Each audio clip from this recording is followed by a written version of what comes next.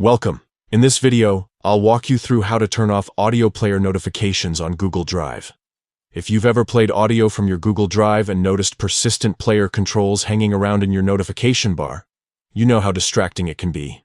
The good news is, with just a few simple steps, you can disable these notifications completely, so they won't clutter your screen again. Let's get started. First, open the Settings app on your phone.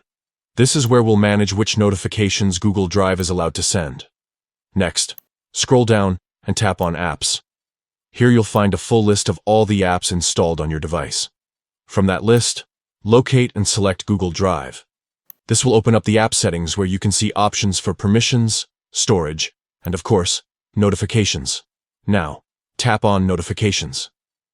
This section controls exactly what type of alerts you receive from the app. Within the Notifications menu, tap on Notification Categories.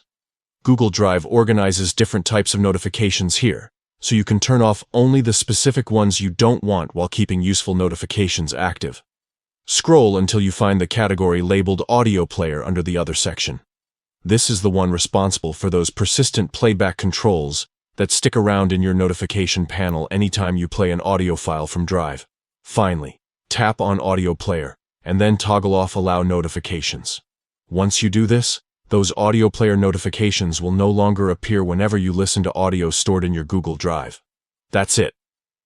You've successfully disabled audio player notifications on Google Drive. From now on, your notification bar will stay clear while you play files, making your phone a little cleaner and less cluttered. If you ever want to turn them back on, just revisit the same steps and switch the toggle back to allow notifications. It's that easy. Thanks for watching.